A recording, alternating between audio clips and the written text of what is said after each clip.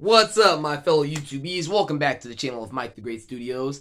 And today I am going to talk about what was probably my most anticipated movie of the year, and that is Black Adam. And here with me today is actually not Black Adam. This is Shazam, Black Adam's arch nemesis. Well, not yet.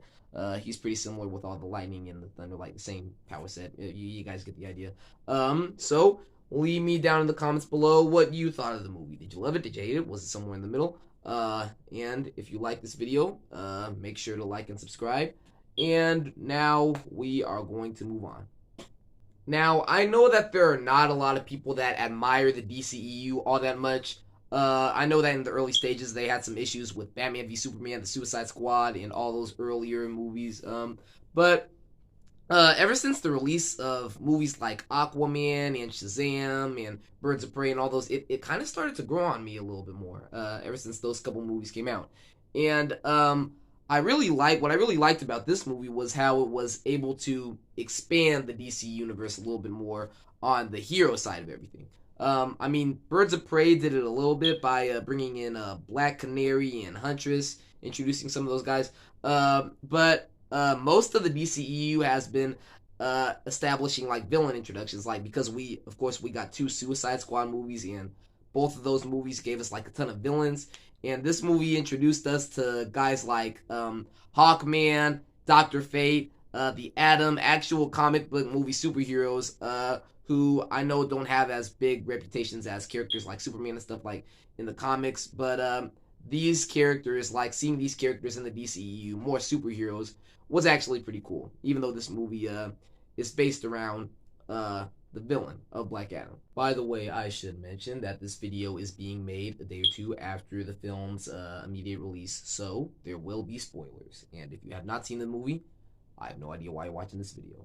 Go see the movie and then come back and then watch this video if you do not want any spoilers, because they are here. So me watching it just the other night, I could actually kind of see quite a few of the negatives inside of it, and I can see how a lot of people probably found it pretty disappointing. But I guess I can start off talking about some of the positives. So for starters, this movie has probably some great action from The Rock, especially coming out with that opening scene with him in the cave, finding out a bunch of these soldiers. There's a lot of like cool action where we see him, like it starts off with him burning out somebody's skull, and there's a sequence with him doing everything in slow motion, knocking out a bunch of these tanks and blowing people out of their shoes. Just some fantastic action, and The Rock doing all this is also pretty cool. Like just a lot of brutal ways in killing some of these guys, like some brutal Black Adam. Like they established right here that Black Adam is pretty powerful, like just almost more powerful, living up to the height of characters like Superman and Shazam, Wonder Woman. Like imagine, like you imagine see this guy in the opening and imagine him going up against Shazam. Shazam would not have the potential like to take out this guy. Speaking of Shazam, I think this movie did nice fitting in more as a Shazam spinoff than it did as its own movie, just because how it plays in Black Adam's origin story, how it involves like his backstory between him and his son, and him actually gaining the power but knowing that he was unworthy. How I remember in Shazam, like how they established the unworthy champion used his power for rage and revenge and unleashed all those monsters.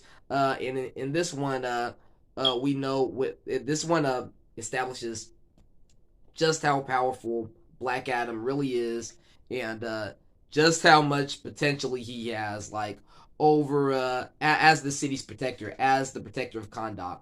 And they just did like everything with Black Adam, like his power, like all the action sequences with The Rock were just amazing. I also found some of those action sequences to just be a little hilarious, like especially that moment where that guy hits him with this metal stick weapon, and then tries to hit him again, and then the next shot he's up in the sky. Even some of the action with all the other characters, like Doctor Fate and Hawkman, and they were all pretty cool, especially Doctor Fate, with all the multiple versions, superpowers, and like him with the mirror dimensions type stuff, and making him seeing things that aren't really there. That moment where Black Adam is in this illusion, Hawkman, what Doctor Fate is like messing with him a little bit. A lot of those action sequences were pretty cool. Hawkman also had some pretty cool action, like with that fight, the fight scenes between him and Black Adam, especially the one in the house. They were just like all pretty awesome standout action sequences. What really surprised me about this movie is how it gave us this like complex perspective. Like this actually had us like care for Black Adam's journey as, what am I trying to say? Basically how it actually has this conflict between two different worlds of people, like on the perspective of how they see Black Adam. Because on the one hand, there's that group, the mom and the son and all these others that actually see their champion and see this protector over their world, and like this guy that can restore peace back to their city. And on the other hand, there are the heroes that see Black Adam as this physical alien threat, mostly because he killed a bunch of those guys in the opening scene. And they see that this guy actually needs to be stopped. And you could kind of connect to both sides, because on one hand, because we do know that Black Adam is not a hero. Like, if you're familiar, like, he's actually he's more known as this arch enemy to Shazam and Superman and all these other characters. That's what he's known as in the comics. It's nice seeing that kind of perspective inside of the DCEU, that they actually have this conflict worldview of this one person like that is, on the one hand, a physical threat and could be a protector at the same time. So that was kind of the highlight of this movie's main plot line.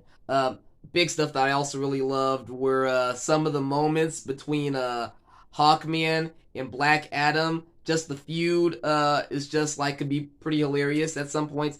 The characters like a little bit like seems like they were too much taken out of the MCU, as I noticed, because Doctor Fate is pretty much the DC version of Doctor Strange. Hawkman is kind of the Falcon, and the Atom is kind of Ant-Man, especially how he's considered as Mr. Funny Guy.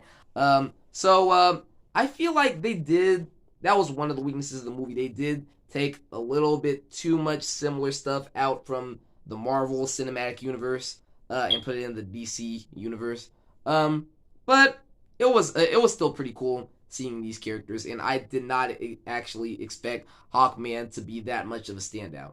What I found interesting was how they incorporated Amanda Waller into that story, like the sense of control behind the Justice Society, or in other words, the Justice League knockoff. Because we know that Amanda Waller has this sense of control behind using villains, as we know her from the Suicide Squad movies. Her putting bombs in our protagonists' necks and just using them to accomplish her goals. And in this movie, she's using superheroes. So I'm not entirely sure like what that means for the rest of the DCEU. Her control on the side of good now, because I mean, we know that as we saw her in the second Suicide Squad, the sequel, how she was kind of booted back behind her position on the government. Maybe the government isn't giving her control over supervillains anymore. Maybe that's why now we see her in that side using the Justice Society, and where the post-credit scene takes place. But I'm just curious what that means more for like Amanda Waller's character. Even though she didn't have a lot of screen time in this movie, like I wonder what that does for her character, because we know that she mostly uses supervillains. But if I'm being honest, all the stuff that I loved about this movie might have also been the movie's problems, because it felt like it was trying hard expanding some of the mythology of the DCEU and doing that while having all these fun characters in its action and also introducing the Black Adam character.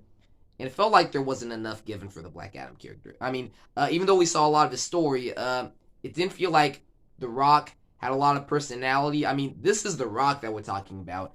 And if I'm being honest, like, The Rock had a bit too much of a serious side to him, even as the main character. And it felt like he wasn't a character that always seemed interesting, like, around the time. And one of the other problems in here is that I don't think that the plot twist at the end, really helped out the movie's plot line itself. Like with knowing that, with us finding out that, spoiler alert by the way, us finding out that Black Adam's son was chosen by the Wizards, was chosen as a champion. Him doing the sacrifice for Black Adam at the end. I think, I mean, even though it wouldn't have been able to set up that revenge plotline for Black Adam in Shazam, I feel like it kind of hurts the movie a little bit, and it hurts Black Adam's character even more than it really should. The plot itself just almost seemed a little bit too ridiculous. The idea of one of Black Adam's king plot ancestral like enemies going after the crown and becoming the supreme champion. Everything in there with the plot line, like, aside from all the stuff with that complex worldview of Black Adam, it just seemed a little off. Like, especially the whole thing with the son, giving him a statue, his son being known as the hero. I just didn't like it all that much. I just think that the plot line, everything with the crown and all the story, and even bringing all the characters, I just think that the entire plot story of the entire story of this movie, it just felt off. And everything, the backstory, just ruined the movie a little bit. Okay, I gotta be honest with myself. It ruined the movie a lot. Now, the last thing that I gotta talk about is the post-credit scene. And this is probably the best part of the movie, this 1 second scene. It's actually probably the biggest spoiler out of the entire movie. So, I already gave you the spoiler warning, so do not kill me when I say this right now. So, in the post-credit scene, Amanda Waller gives a warning to Black Adam about staying in his city, and then Black Adam disregards her, but then out of the shadows, who shows up? A familiar character walks in, and it is Superman.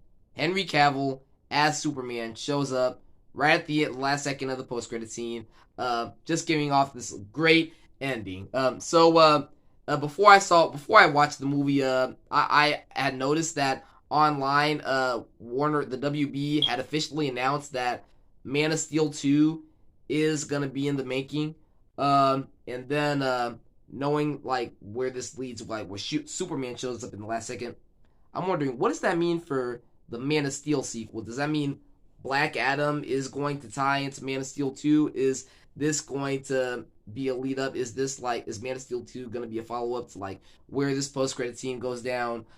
Because we know Superman has had experience with Black Adam like characters. He's obviously fought General Zod, Doomsday, Steppenwolf, and I'm wondering like the interactions with him and Black Adam. Like, I'm wondering, what does that all mean? Like, what is that going to lead up to? Especially, and it has been like 5 years since Henry Cavill has been back as Superman. Obviously, the Zack Snyder cut doesn't count because it was a reworking, and Shazam, his appearance in Shazam doesn't count because Henry Cavill wasn't there.